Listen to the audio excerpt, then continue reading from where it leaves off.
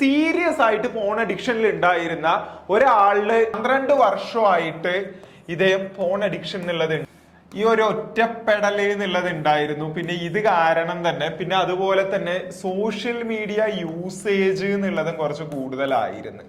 എനിക്ക് നിങ്ങൾ അനുഭവിക്കുന്ന പെയിൻ എന്താണ് എന്നുള്ളത് എക്സാക്ട്ലി എനിക്കറിയാം. കഴിഞ്ഞ 12 വർഷമായിട്ട് സീരിയസ് ആയിട്ട് ഫോൺ അഡിക്ഷനിൽ ഉണ്ടായിരുന്ന ഒരാളില് എങ്ങനെയാണ് നമ്മളുടെ കമ്മ്യൂണിറ്റിയിൽ വന്നതിന് ശേഷം ഈ ഒരു അഡിക്ഷനിൽ നിന്ന് റിക്കവർ ആവാനായിട്ട് ആൾ ഉപയോഗിച്ച സ്ട്രാറ്റജീസ് എന്തൊക്കെയായിരുന്നു, നമ്മൾ എങ്ങനെയാണ് ആളെ ഇതിൽ നിന്ന് റിക്കവർ ചെയ്യിച്ചത് എന്നുള്ള ആ ഒരു എക്സ്പീരിയൻസ് ആണ് ഇന്നത്തെ ഈ ഒരു വീഡിയോയിൽ നമ്മൾ നോക്കാനായിട്ട് പോകുന്നത്. ഓക്കെ, സോ അദ്ദേഹത്തിന്റെ ഏജ് എന്നുള്ളത് നിയർ 31 എന്നുള്ള രീതിയിലായിരുന്നു. മറ്റൊന്ന്, ഇദ്ദേഹം ഗൾഫിൽ താമസിക്കുന്ന ഒരു വ്യക്തിയായിരുന്നു. ഖത്തർ പോലുള്ള സ്ഥലത്ത് താമസിക്കുന്ന ഒരു വ്യക്തിയായിരുന്നു. പിന്നെ അതുകൊണ്ട് തന്നെ കഴിഞ്ഞ ഒരു 12 വർഷമായിട്ട് ഇദ്ദേഹം ഫോൺ അഡിക്ഷൻ എന്നുള്ളതുണ്ട്. ഇതിനു വേണ്ടിയിട്ട് പല സൈക്കോളജിസ്റ്റുമാരെയും കണ്ടിട്ടുണ്ടായിരുന്നു. സൈക്കോളജിസ്റ്റ്, ഡോക്ടേഴ്സ്, അങ്ങനെ പലരെയും കണ്ടിട്ടുണ്ട്. പക്ഷെ അതിന് വേണ്ട ഒരു പ്രതിവിധി എന്നുള്ളത് ആൾക്ക് ലഭിക്കുന്നുണ്ടായിരുന്നില്ല. ദെൻ ഈവൻ ആള് മാരീഡ് പോലും ആണ്. ഓക്കെ, മാരീഡ് ആയിട്ടും കാരണം ഗൾഫില് എന്നുള്ള രീതിയിൽ ഒക്കെ പറഞ്ഞ് നാട്ടിൽ നിന്നൊക്കെ മാറി നിൽക്കുന്ന സമയത്താണ് ഈ ഒരു കാര്യം എന്നുള്ളത്, ഈ ഒരു ഫോൺ അഡിക്ഷൻ എന്നുള്ളത് ഇദ്ദേഹത്തെ നല്ല രീതിയിൽ തന്നെ അഫക്റ്റ് ചെയ്യുന്നുണ്ടായിരുന്നത്. ഓക്കെ, അദ്ദേഹം നമ്മളുടെ പ്രോഗ്രാമിൽ വന്നതിന് ശേഷം നമ്മൾ ആദ്യം ചെയ്യുന്നുണ്ടായിരുന്ന ഒരു കാര്യം എന്താന്ന് വെച്ച് കഴിഞ്ഞാൽ അത്യാവശ്യം സീരിയസ് ആണ് എന്നുള്ളത് മനസ്സിലായി. നമ്മളുടെ കോഴ്സ്, നമ്മളുടെ ക്ലാസ് കാര്യങ്ങളൊക്കെ കൊടുത്തു. പക്ഷെ ഇങ്ങനെ ഒരു കാര്യം എന്നോട് പറഞ്ഞിട്ടുണ്ടായിരുന്ന സമയത്ത് നമ്മൾ ആദ്യം ഇദ്ദേഹത്തെ ഒബ്സേർവ് ചെയ്ത സമയത്ത് നമുക്ക് മനസ്സിലായ ഒരു കാര്യം എന്താണെന്ന് വെച്ച് കഴിഞ്ഞാൽ ഫേസ് ചെയ്തിരുന്ന ഏറ്റവും വലിയ വിഷയമായിരുന്നു ലോൺലിനെസ് എന്നുള്ളത്.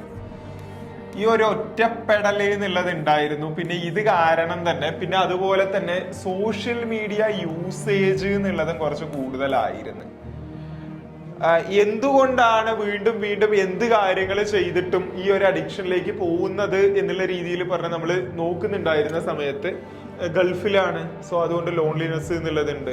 അതേപോലെ ഡെയിലി ഒരു 5 hours എങ്കിലും സോഷ്യൽ മീഡിയ എന്നുള്ളത് യൂസ് ചെയ്യുന്നുണ്ടാവും. അതിൽ പ്രത്യേകിച്ച് ഇൻസ്റ്റാഗ്രാം എന്നുള്ളത് യൂസ് ചെയ്യുന്നുണ്ടാവും.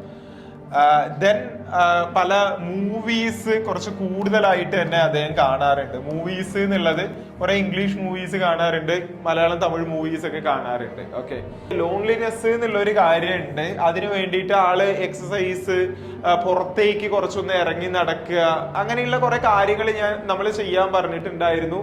വേറെ ഫ്രണ്ട്സ് ആൻഡ് ഫാമിലി ആയിട്ടൊന്ന് കണക്ട് ആവാനും ഒക്കെ ആയിട്ട് പറഞ്ഞിട്ടുണ്ടായിരുന്നു. ദെൻ ഇവിടെ നോക്കുന്ന സമയത്ത് ഇങ്ങനൊരു വിഷയം എന്നുള്ളത് വരുന്ന സമയത്ത് ഇത് എങ്ങനെയാണ് നമ്മളുടെ ബ്രെയിനെ അഫക്റ്റ് ചെയ്യുന്നത് എന്നുള്ള ഒരു കാര്യം കൂടി പറയാം. അതായത് നമ്മൾ ഈ സോഷ്യൽ മീഡിയ എന്നുള്ള രീതിയിൽ പറഞ്ഞിട്ട് ഇപ്പൊ ഇൻസ്റ്റാഗ്രാം ഞാനിങ്ങനെ ഓപ്പൺ ചെയ്യുന്ന സമയത്ത് എൻ്റെ ഒരു ഫ്രണ്ടിന്റെ മാരീഡ് ആയിട്ടുള്ള ഒരു പിക്ക് ഞാൻ കാണുകയാണ്. ഞാനിപ്പോ ഒരു റൊമാൻറ്റിക് ആയിട്ടുള്ള ഒരു വീഡിയോ കാണുകയാണ്. ഓക്കെ, അതേപോലെ തന്നെ വേറെ ഒരു കപ്പിൾസിന്റെയും ഞാനിങ്ങനെ ഫോട്ടോസ് എന്നുള്ള രീതിയിൽ കാണുകയാണ്. പിന്നെ അതേപോലെ തന്നെ ഒരു സിനിമാ നടിയുടെ കുറച്ച് ടെംപ്റ്റിംഗ് ആയിട്ടുള്ള പിക്ക് എന്നുള്ള രീതിയിൽ ഞാനിങ്ങനെ കാണുകയാണ്. ഓക്കെ, കാരണം ഇദ്ദേഹം ഒരു ദിവസം ഒരു 2 hours എങ്കിലും ഇതിൽ സ്പെൻഡ് ചെയ്യുന്നുണ്ടാവും. ഇൻസ്റ്റാഗ്രാമിൽ മാത്രമായിട്ട് ഡെയിലി ഒരു 2 hours എങ്കിലും സ്പെൻഡ് ചെയ്യുന്നുണ്ടാവും. അപ്പൊ ഞാൻ ആദ്യം പറഞ്ഞത്, നിങ്ങളുടെ ആ സെർച്ച് കോളം ഉണ്ടല്ലോ, അത് സെർച്ച് കോളം എടുത്തിട്ട് അത് നോക്കുന്ന സമയത്ത് നിങ്ങൾക്ക് എന്താണോ കാണുന്നത് അത് അങ്ങനെ തന്നെ എനിക്ക് സ്ക്രീൻഷോട്ട് എടുത്ത് അയച്ചു തരിക എന്നുള്ളതായിരുന്നു ഞാൻ പറഞ്ഞിട്ടുണ്ട്. ഞാൻ നോക്കിയിട്ടുണ്ടായിരുന്ന സമയത്ത് കൂടുതലും കണ്ടത് ഇത്തരത്തിലുള്ള ടെംപ്റ്റിംഗ് വിഷ്വൽസ് ആയിരുന്നു. അതേപോലെ തന്നെ റൊമാൻറ്റിക് ആയിട്ടുള്ള വീഡിയോസും ഒക്കെ ആയിരുന്നു കണ്ടുകൊണ്ടിരിക്കുന്നുണ്ടായിരുന്നത്. അപ്പോ എന്നിട്ട് ഇദ്ദേഹം വന്ന് പറയാണ്, എനിക്ക് ഈ ലോൺലിനെസ് മാറ്റണം, എൻ്റെ ഉള്ളിൽ ഒരു ഡിപ്രഷൻ എന്നുള്ളത് കയറുന്നുണ്ട്, എൻ്റെ ഉള്ളില് ആള് മാരീഡ് ആണ്.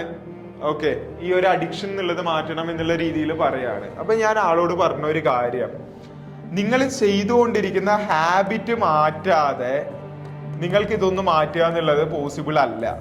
ഓക്കെ, അപ്പോ ഇദ്ദേഹത്തിന്റെ എൻവിറോൺമെന്റ് എന്നുള്ളത് ഒരു ദിവസം 2 hours ഒരു ഫ്രണ്ടിനോട് സംസാരിക്കുക എന്ന് പറഞ്ഞു കഴിഞ്ഞാൽ എന്തായിരിക്കും ഉണ്ടാവുക?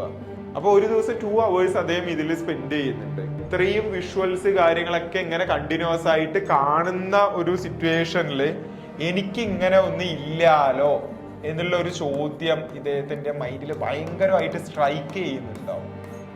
അത് അദ്ദേഹത്തെ വീണ്ടും ആ ഒരു ലോൺലിനെസ് തോട്ട് ഭയങ്കരമായിട്ട് കൂട്ടുന്നുണ്ടാവും. അതെങ്ങനെ കൂട്ടുന്നത് വീണ്ടും ഇത്തരത്തിലുള്ള അഡിക്ഷൻ കാര്യങ്ങളിലേക്ക് നയിക്കുന്നുണ്ടാവും.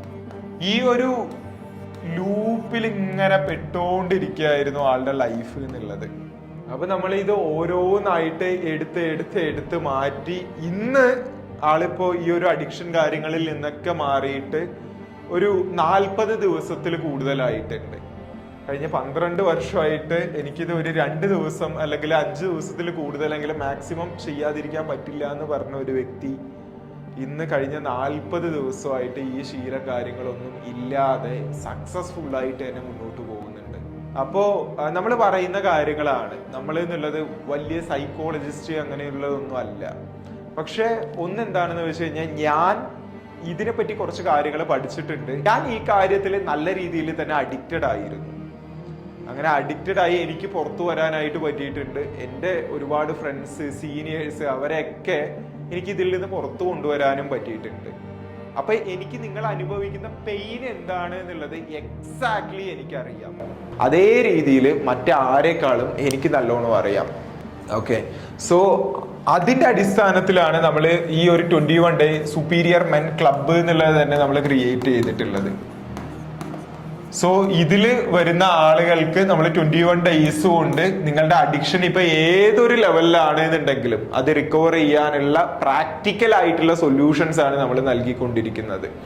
വന്ന് ജോയിൻ ചെയ്തിട്ട് മാറ്റമൊന്നും ഇല്ല, 8000 റുപ്പീസ് ആയിരിക്കും ഫീ വരുന്നുണ്ടാവുക. വന്ന് ജോയിൻ ചെയ്തിട്ട് മാറ്റം ഒന്നും തന്നെ ഇല്ല എന്നുള്ള രീതിയിൽ പറയുകയാണെങ്കിൽ നിങ്ങൾ ഈ പേ ചെയ്യുന്ന ഫണ്ട് കംപ്ലീറ്റ് ആയിട്ട് 100% റീഫണ്ടും ചെയ്യുന്നുണ്ടാവും. ഓക്കെ, പ്രത്യേകിച്ച് നമ്മളിപ്പോ GCCയിൽ താമസിക്കുന്ന ആളുകൾക്ക് വേണ്ടിയിട്ട് ഒരു ന്യൂ ബാച്ച് എന്നുള്ളത് തന്നെ സ്റ്റാർട്ട് ചെയ്യാനായിട്ട് പോവുകയാണ്. Only for GCC people. Okay, Gulf കൺട്രിയിൽ താമസിക്കുന്ന ആളുകൾക്ക് വേണ്ടി മാത്രമായിട്ട് സ്റ്റാർട്ട് ചെയ്യുകയാണ്. സോ നോമ്പ് കാര്യങ്ങളൊക്കെ കഴിഞ്ഞു, ഇനി അടുത്ത 11 മാസം അത്രയും സ്ട്രോങ് ആയിട്ട് തന്നെ മുന്നോട്ട് പോകണമെന്ന് ജെന്യുവൻ ആയിട്ട് സീരിയസ് ആയിട്ട് ആഗ്രഹിക്കുന്ന ഒരു വ്യക്തിയാണ് നിങ്ങളെങ്കിൽ ഞാൻ ഒരു 30 പേരെ സെലക്ട് ചെയ്ത് ട്രെയിൻ ചെയ്യാനായിട്ട് ഞാൻ റെഡിയാണ്. ഓക്കെ, 30 ആളുകളെ സെലക്ട് ചെയ്ത് ട്രെയിൻ ചെയ്യാനായിട്ട് ഞാൻ റെഡിയാണ്. നിങ്ങൾക്ക് അതിൽ 30-ൽ ഒരാളാവണം എന്ന് നിങ്ങൾ ജെനുവൻലി ആഗ്രഹിക്കുന്നുണ്ട് എന്നുണ്ടെങ്കിൽ ഞാൻ ഡിസ്ക്രിപ്ഷനിലും പിൻ കമന്റിലും നമ്മളുടെ ലിങ്ക് കൊടുക്കുന്നുണ്ട്. അതിൽ ചെന്നിട്ട് നമുക്ക് മെസ്സേജ് ചെയ്തേക്കുക. ഡെഫിനറ്റ്ലി പറയുന്ന പോലെ 8000 എന്നുള്ള ഒരു പേയ്മെന്റ് ആയിരിക്കും വരുന്നുണ്ടാവുക. ഇൻ കേസ് നിങ്ങൾ ജോയിൻ ചെയ്തിട്ട് ഇത് എനിക്ക് എഫക്റ്റീവ് അല്ല എന്ന് പറയുകയാണെങ്കിൽ 100% നിങ്ങൾക്ക് റീഫണ്ടും ഉണ്ടാവും. സോ ജോയിൻ ചെയ്യാനായിട്ട് ഇപ്പൊ തന്നെ അർജന്റ് ആയിട്ട് തന്നെ മെസ്സേജ് ചെയ്യുക. കാരണം ഈ വീഡിയോ അപ്ലോഡ് ആയിട്ട് എപ്പോഴാണ് നിങ്ങളിത് കാണുന്നത് എന്നുള്ളത് എനിക്കറിയില്ല.